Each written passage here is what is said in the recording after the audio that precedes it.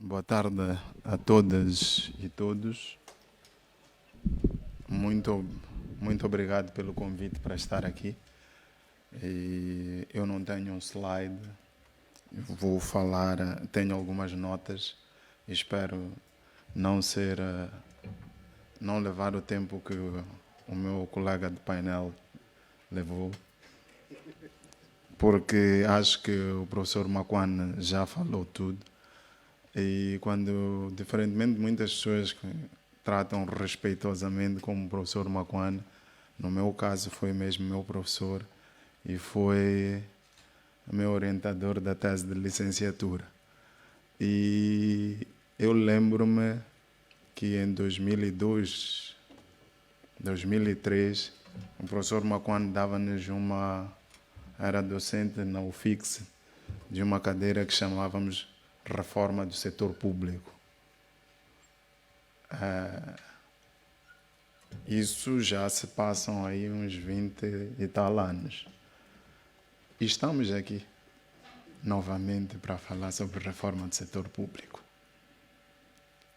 O mundo já tem inteligência artificial, outros estão a descobrir minerais críticos, estão a falar de outros assuntos. Nós estamos a falar de reforma do setor público. Sempre voltamos a falar das mesmas coisas.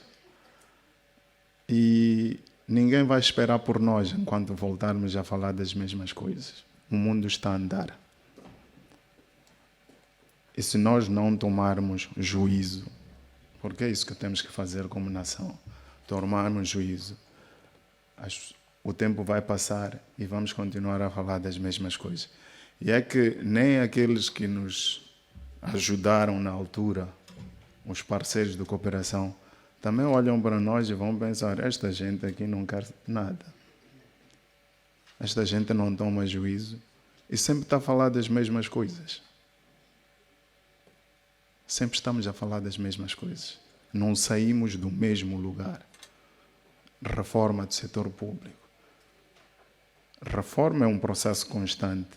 Poderíamos estar a falar de aperfeiçoamento, mas não, nós estamos a falar de assuntos que tecnicamente já deveríamos ter superado. Espero que em sede deste diálogo nacional inclusivo, as decisões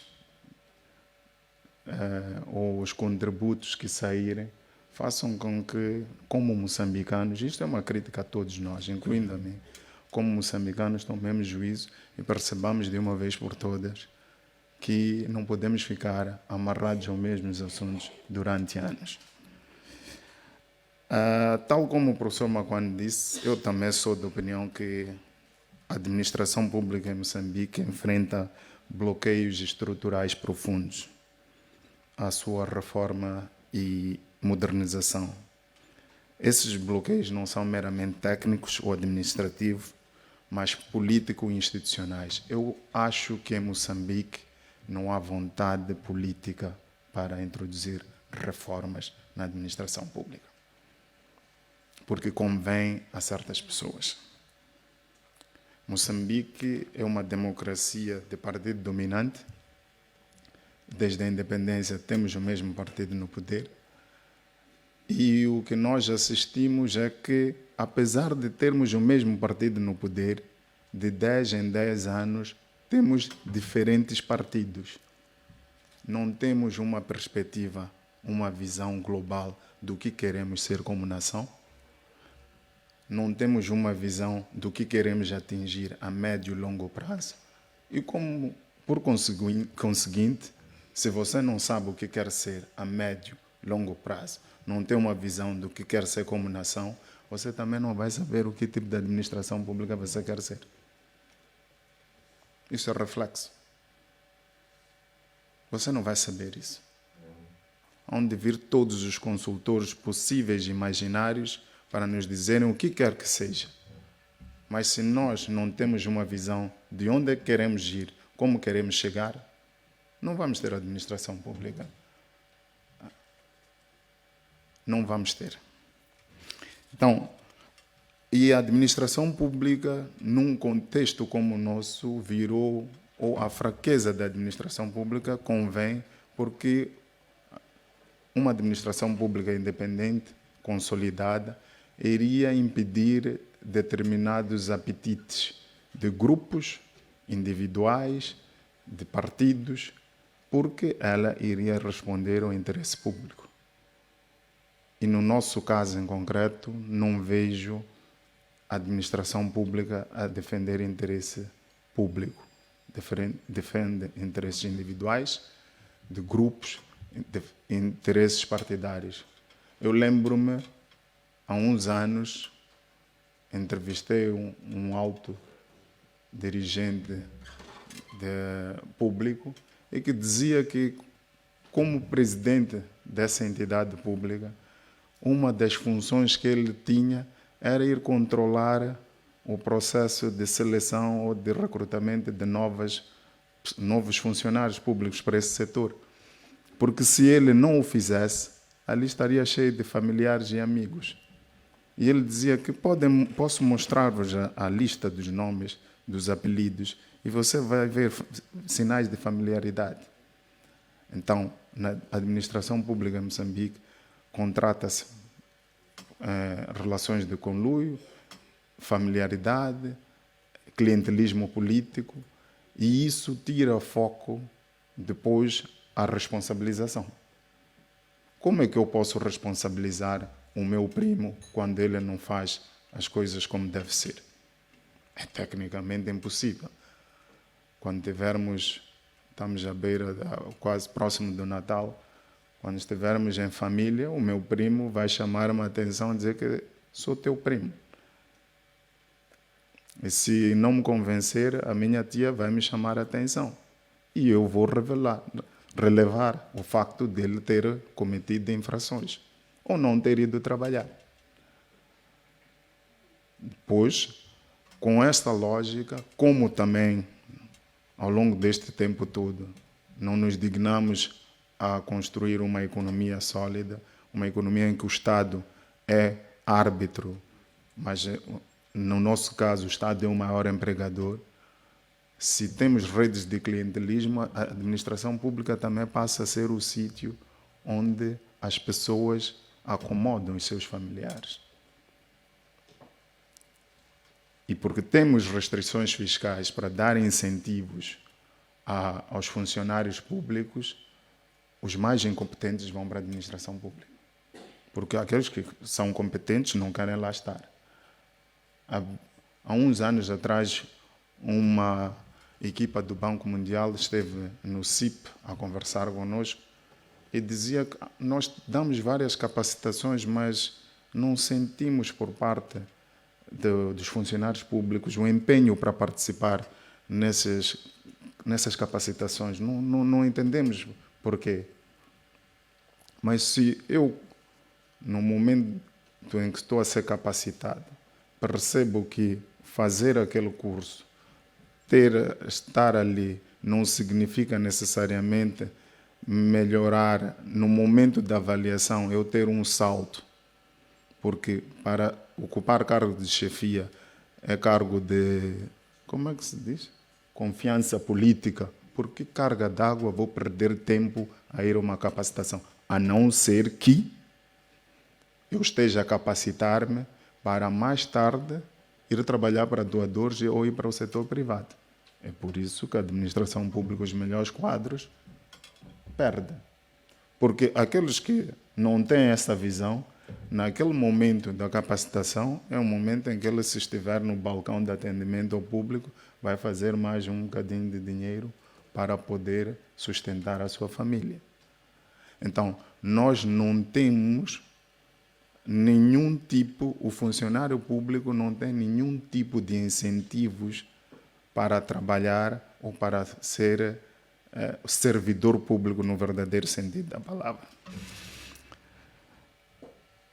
Se temos uma estrutura de incentivos em que não há melhoria de salário, e nos últimos anos, para aqueles que conhecem ou têm próximos colegas familiares funcionários públicos sabem que nos últimos anos o funcionário público não tem a previsibilidade de quando é que o seu salário cai na conta. Se eu não sei quando é que o salário cai na conta, eu tenho que fazer. Eles têm problema, têm empréstimos bancários, têm responsabilidades como pais, como chefes de família. E se ele não tem essa responsabilidade, no momento em que deve estar ali a trabalhar e não sabe se o salário vai cair, vai fazer outro tipo de negócios para poder garantir a sua renda. Então, falarmos de reformas da administração pública, trazer debates sobre a questão da administração pública, num contexto de falta de visão geral do Estado, das elites políticas desse Estado, sobre o que quer-se alcançar, é como se estivéssemos a ter debates compartimentalizados sobre um assunto estrutural.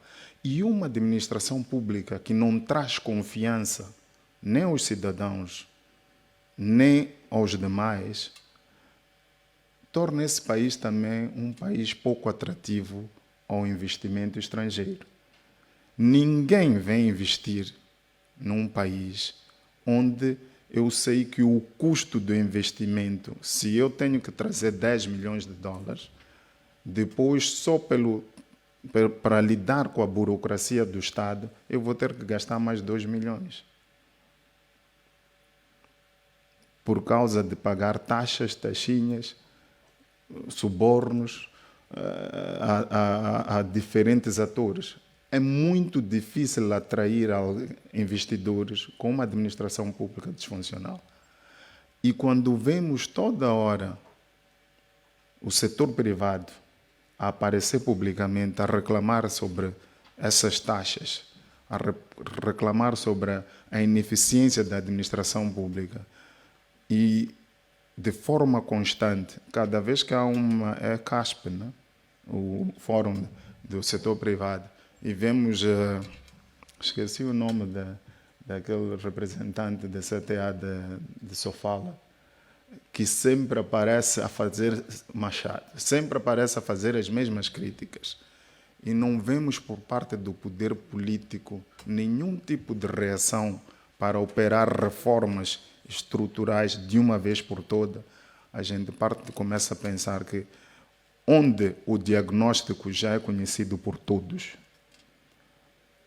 e não há atuação do poder público para a mudança, é porque alguém no backstage, lá nos bastidores, está a tirar benefícios. E esse alguém é bastante poderoso para impedir tais reformas.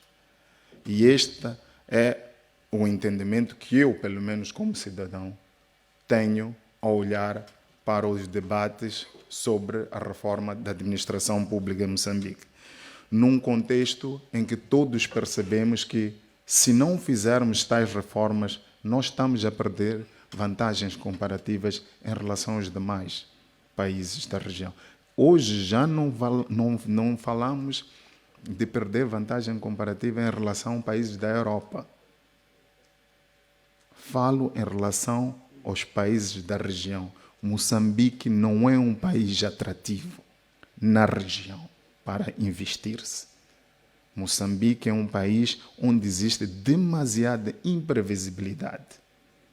Nenhum investidor mete o seu dinheiro onde há imprevisibilidade. E com uma administração pública que não é séria e que os seus cidadãos reconhecem como pouco séria e altamente corrupta, ninguém mete dinheiro. A não ser que sejam investidores predadores, dos quais querem vir para o país, estão dispostos a subornar a quem de direito, em curto espaço de tempo vão ganhar bastante dinheiro e depois disso vão-se embora. Mas aqueles que querem fazer investimento de longo prazo e que querem ter certezas de que as regras do jogo não mudam de 10 em 10 anos, porque é isso que acontece em Moçambique. De 10 em 10 anos mudamos tudo. Apesar de termos o mesmo partido político, há 50 anos a dirigir o mesmo país. Eu acho que para evitar, para trazer um bocado de credibilidade à nossa administração pública, é necessário também que setores nevrálgicos da mesma tenham critérios claros de seleção das pessoas do topo ou da média administração, com concursos claros, transparentes, e que essas pessoas não sejam bem pagas e não sejam facilmente removíveis quando não respondem a interesses políticos. Eu vou dar um exemplo. Há algum tempo atrás, havia concursos claros no início para a posição de secretário permanente dos ministérios. E a posição de secretário permanente não coincidia com os ciclos de governação. O ministro, quando fosse nomeado, encontrava o secretário permanente, trabalhava com ele, e terminava o ciclo de secretário permanente, vinha outro, mas não coincidia. Mas hoje o que assiste-se é que os ministros colocam os secretários permanentes da sua conveniência. E o secretário permanente é, em outras palavras, o guardião do ministério, aquele que vê os concursos de procurement, aquele que conhece a estrutura, o organigrama do ministério. E se essa pessoa não é uma pessoa de carreira, porque os ministros nem sempre são funcionários públicos ou têm experiência de funcionalismo público, se essa pessoa não é de carreira ou é removível segundo as vontades do ministro, a gente corre sérios riscos de não ter, além de não ter um historial na administração pública, no Ministério, corre riscos de, consoante a vontade do ministro ou consoante a vontade de quem está no poder, vamos removendo aqueles que são a estrutura, a espinha dorsal do funcionalismo público. Então, é necessário que se garanta que determinadas funções sejam por mérito, concurso público, e que, acima de tudo, não sejam removíveis por vontade política. É necessário também que, apesar de termos a administração pública mergulhada numa corrupção sistémica, que se proteja algumas pessoas que são campeões de integridade. Há pessoas dentro da administração pública que são íntegras. Recentemente, por causa de um trabalho que o CIP está a fazer, tivemos a oportunidade de entrevistar um juiz, que ele disse que estava a sofrer pressões de todo lado e que deveria, pensando em retrospectiva, deveria ter aceito o dinheiro, muito dinheiro mesmo, que lhe tinha sido proposto por parte de alguém para que ele desse sentença favorável num processo, mais de $1 milhão. E ele não fez isso, foi íntegro. Mas neste momento sofre pressões e até teme pela sua própria vida. Então, é preciso arranjar mecanismos dentro da administração pública para proteger essas pessoas. O professor Makwani esteve aqui a falar sobre os níveis de declaração, que tem aumentado bastante a apresentação das declarações de bens. Porém, na nossa legislação, na lei de propriedade pública, nós temos um problema, que é nós não conseguimos monitorar a evolução patrimonial dos titulares de cargos públicos que têm que fazer declaração de bens. Se eu quiser saber quais são os bens do nosso Presidente da República, eu tenho que submeter um documento a perguntar se ele está disposto a dizer quais são os seus bens. Esse não deveria ser o caso. Nós deveríamos poder consultar a evolução patrimonial dos nossos titulares de cargo público, independentemente da vontade deles, porque senão fica complicado monitorar o enriquecimento lícito ou ilícito desse mesmo titular. Se eu tenho que pedir àquele que estou a investigar autorização para investigá-lo, Obviamente que isso é um entrave para conseguirmos aferir se este indivíduo, este titular de cargo público, se este funcionário público está a ter enriquecimento ilícito, lícito ou ilícito. E muitos dos novos ricos neste país são funcionários públicos. Terminando, eu sou de opinião que nós temos que parar de falar sobre reformas de forma contínua e sem que apresentemos resultados. Porque é um diálogo cansativo, é um diálogo, e este diálogo nacional inclusivo traz para as pessoas algum cepticismo, porque ele é decorrente de uma crise eleitoral que o país teve no último ano.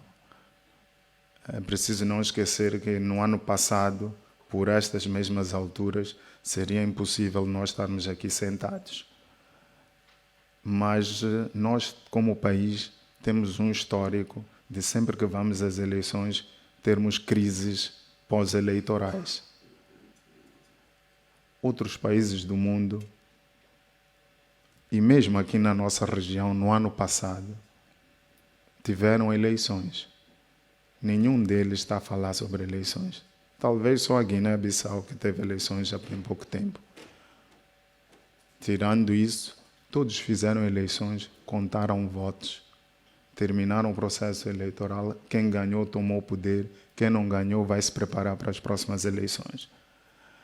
Se nós estamos a fazer este diálogo aqui para produzir as mesmas receitas do passado, eu temo por aquilo que é o futuro do nosso país. Porque lá fora a demografia não está a favor de diálogos intermináveis. Moçambique hoje diz ter 33 ou 34 milhões de habitantes. Parte considerável dessa população é jovem. Segundo estudos do Banco Mundial, 500 mil jovens deviam entrar no mercado de trabalho por ano. Só a economia deste país só consegue absorver 20 mil, deixando 480 mil jovens no desemprego todos os anos, ou tendo que inventar um emprego informal. Essa juventude toda tem perspectivas, quer respostas, quer melhor educação, melhor saúde, melhor infraestruturas.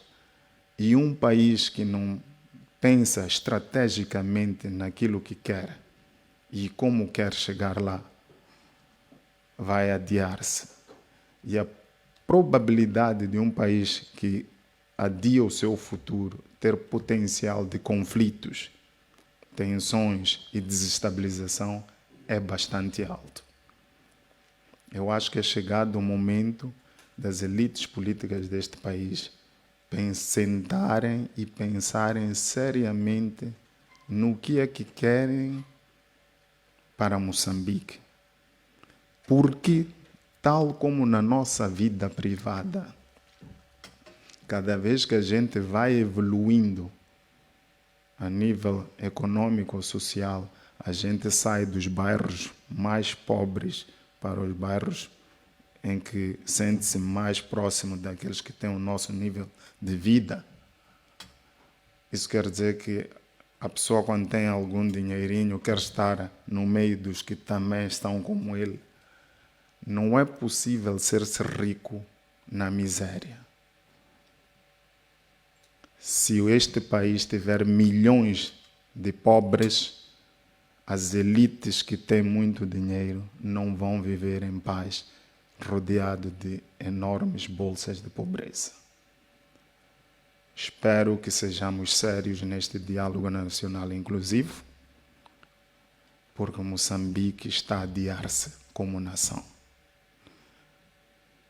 A previsão de crescimento para o próximo ano da economia é de 2,3%, com vários desafios para a nação.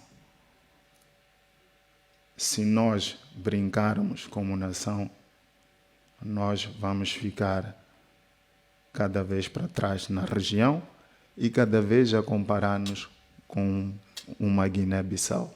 Muito obrigado, Xará, pelo convite para estar aqui.